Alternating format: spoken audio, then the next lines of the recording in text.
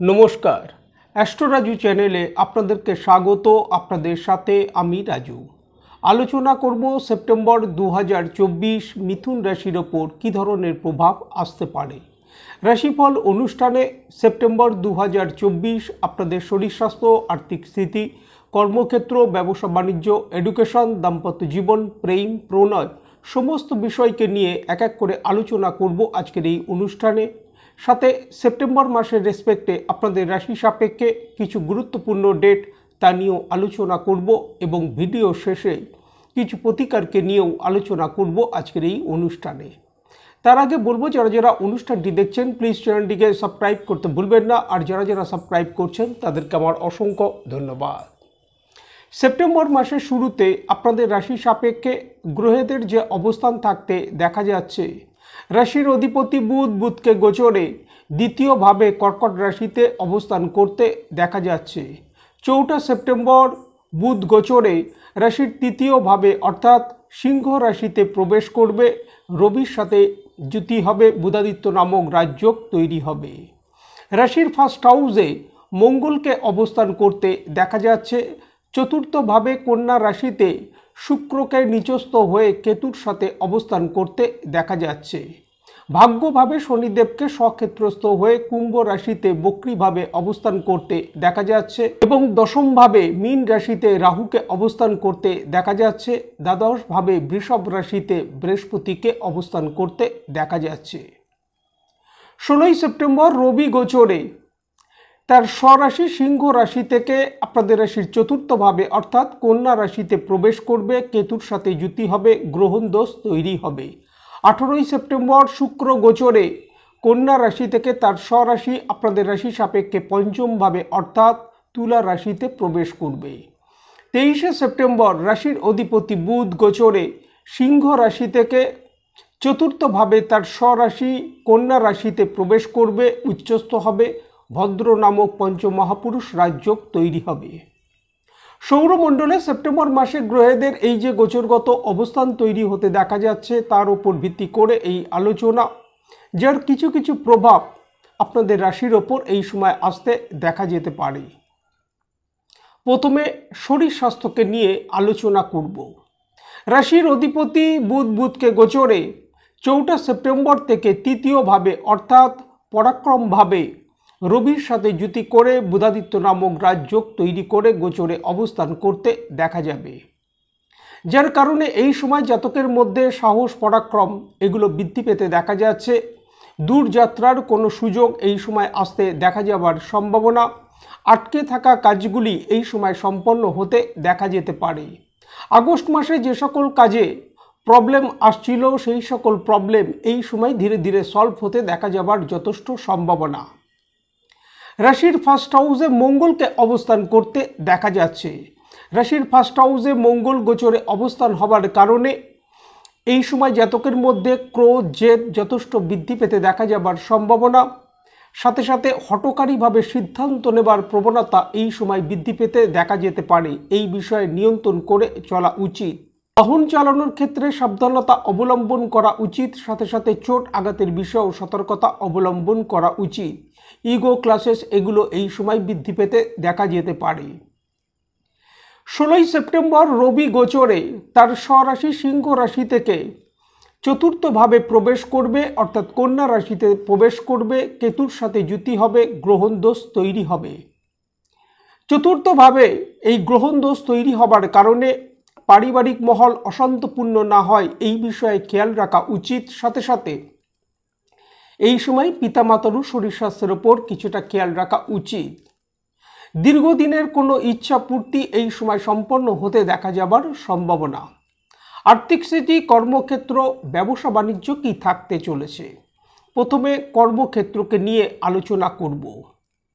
দশম ভাবের অধিপতি বৃহস্পতিকে গোচরে দ্বাদশভাবে অবস্থান করতে দেখা যাচ্ছে পুরো মাস। দশমভাবে রাহুকে অবস্থান করতে দেখা যাচ্ছে। কর্মক্ষেত্র থেকে এই সময় একটা স্বাভাবিক রেজাল্ট আসতে দেখা যাচ্ছে। কর্মক্ষেত্রে আটকে থাকা কাজগুলি এই সময় সম্পন্ন হতে দেখা যাবার সম্ভাবনা। তবে 18 সেপ্টেম্বর আপনাদের রাশির দশমভাবেই চন্দ্রগ্রহণ সংগঠিত হতে দেখা যাবে। 16ই সেপ্টেম্বর রবি গোচরে রাশির চতুর্থভাবে প্রবেশ করবে, কেতুর সাথে যুতি হবে, গ্রহণ দোষ তৈরি হবে, যার কারণে বলা যেতে পারে যে মাসের সেকেন্ড হাফ থেকে কর্মক্ষেত্রে কিছুটা আপস ডাউন এই সময় আসতে দেখা যেতে পারে। বিশেষত কলিগদের দ্বারা এই সময় সমস্যা তৈরি হতে পারে, এই বিষয়ে খেয়াল রাখা উচিত। 16ই সেপ্টেম্বর রবি গোচরে রাশির চতুর্থভাবে প্রবেশ করবে, শনিদেবের সাথে ষষ্ঠক যোগ তৈরি হবে, যার কারণে কর্মক্ষেত্রে ঊর্ধ্বতন কর্তৃপক্ষদের সাথে এই সময় মতপার্থক্য আসতে দেখা যেতে পারে, এই বিষয়গুলির ওপর খেয়াল রাখা উচিত। যারা জব পরিবর্তন করতে চাইছেন 18ই সেপ্টেম্বরের পর থেকে তাদের জন্য অনুকূল যোগ তৈরি হতে দেখা যাচ্ছে, তবে এই সময় কর্মক্ষেত্রে যে কোনো সিদ্ধান্ত নেবার বিষয়ে কিছুটা সতর্কতা অবলম্বন করা উচিত। ব্যবসা বাণিজ্য কি থাকতে চলেছে? চন্দ্ররাশি সাপেক্ষে আমরা সাধারণভাবে সপ্তম ভাব থেকে ব্যবসা বাণিজ্যের বিচার করে থাকি। সপ্তম ভাবের অধিপতি বৃহস্পতিকে গোচরে পুরো মাস রাশির দ্বাদশ ভাবেই অর্থাৎ বৃষভ রাশিতেই অবস্থান করতে দেখা যাচ্ছে। একাদশ ভাব অর্থাৎ আই ভাবের অধিপতি মঙ্গলকে গোচরে পুরো মাস রাশির ফার্স্ট হাউসেই অবস্থান করতে দেখা যাচ্ছে। মঙ্গলের দৃষ্টি থাকবে রাশির সপ্তম ভাবের ওপর। ব্যবসায়িক ক্ষেত্রে এই সময় অগ্রগতি সাফল্য আসতে দেখা যাচ্ছে। আর্থিক দিক থেকে এই সময় যথেষ্ট লাভ প্রাপ্তির সম্ভাবনা দেখা যায়। সপ্তম ভাব সাপেক্ষে নবম ভাবে অর্থাৎ ভাগ্যভাবে রবি বুধের বুধাদিত্য নামক রাজযোগ তৈরি হতে দেখা যাচ্ছে, যার কারণে ব্যবসায়িক ক্ষেত্রে এই সময় ভাগ্যের সহায়তা প্রাপ্তি হতে দেখা যাচ্ছে। ওভারঅল বলা যেতে পারে ব্যবসায়িক ক্ষেত্র থেকে একটা অনুকূল প্রভাব এই সময় আসতে দেখা যাচ্ছে। আর্থিক স্থিতি কি থাকতে চলেছে? একাদশ ভাব অর্থাৎ আই ভাবের অধিপতি মঙ্গলকে গোচরে পুরো মাস রাশির ফার্স্ট হাউসেই অবস্থান করতে দেখা যাচ্ছে। 18ই সেপ্টেম্বর থেকে পঞ্চম ভাব, যাকে আমরা লক্ষ্মীস্থান বলে থাকি, সেই লক্ষ্মীস্থানের অধিপতি শুক্রকে গোচরে পঞ্চম ভাবেই অবস্থান করতে দেখা যাবে। অর্থ এই সময় আসবে, ইনকামের ফ্লো এই সময় যথেষ্ট বৃদ্ধি পেতে দেখা যাচ্ছে। সাথে সাথে এই সময় ইনভেস্টমেন্টের দিক থেকেও লাভ প্রাপ্তির যথেষ্ট সম্ভাবনা দেখা যায়। 18ই সেপ্টেম্বরের পর থেকে ইনভেস্টমেন্টের দিক থেকে অনুকূল সময় থাকতে দেখা যাচ্ছে। হঠাৎ আর্থিক দিক থেকে কিছু লাভ প্রাপ্তি এই সময় কিছু কিছু ক্ষেত্রে আসতে দেখা যেতে পারে। এডুকেশন কি থাকতে চলেছে? চন্দ্ররাশি সাপেক্ষে আমরা সাধারণভাবে পঞ্চম ভাব থেকে বিদ্যার বিচার করে থাকি। পঞ্চম ভাবের অধিপতি শুক্রকে গোচরে 18ই সেপ্টেম্বরের আগে পর্যন্ত নিচস্থ হয়ে কেতুর সাথে যুতি করে রাশির চতুর্থ ভাবে অবস্থান করতে দেখা যাচ্ছে, যার কারণে 18ই সেপ্টেম্বরের আগে পর্যন্ত বিদ্যার্থীদের বিদ্যাক্ষেত্রে মনোসংযোগের একটা ব্যাঘাত আসতে দেখা যেতে পারে। তবে এই সময় যদি মনোসংযোগ ঠিক রাখা যায় সেক্ষেত্রে বিদ্যাক্ষেত্র থেকে যথেষ্ট লাভ প্রাপ্তির সম্ভাবনা, এই সময় কোনো এক্সাম থাকলেও তা থেকে যথেষ্ট লাভ প্রাপ্তির সম্ভাবনা দেখা যায়। কারণ পঞ্চম ভাব সাপেক্ষে একাদশ ভাবে বুধাদিত্য নামক রাজযোগ তৈরি হতে দেখা যাচ্ছে, যার কারণে যথেষ্ট অনুকূল প্রভাবও সাথে সাথে থাকতে দেখা যাচ্ছে বিদ্যাক্ষেত্র থেকে। শুধুমাত্র যদি মনোসংযোগ ঠিক রাখা যায় তা থেকে যথেষ্ট লাভ প্রাপ্তির সম্ভাবনা। 18ই সেপ্টেম্বর পঞ্চম ভাবের অধিপতি শুক্র গোচরে রাশির পঞ্চম ভাবেই প্রবেশ করবে, বিদ্যাক্ষেত্র থেকে একটা অনুকূল প্রভাব আসতে দেখা যাবে। সাথে সাথে যারা উচ্চশিক্ষার্থী তাদের জন্য যথেষ্ট অনুকূল প্রভাব থাকতে দেখা যাচ্ছে। যারা দূরে কোথাও অ্যাডমিশন নেবার প্রচেষ্টা করছেন তাদের জন্য 18ই সেপ্টেম্বরের পর থেকে অনুকূল যোগ তৈরি হতে দেখা যাচ্ছে।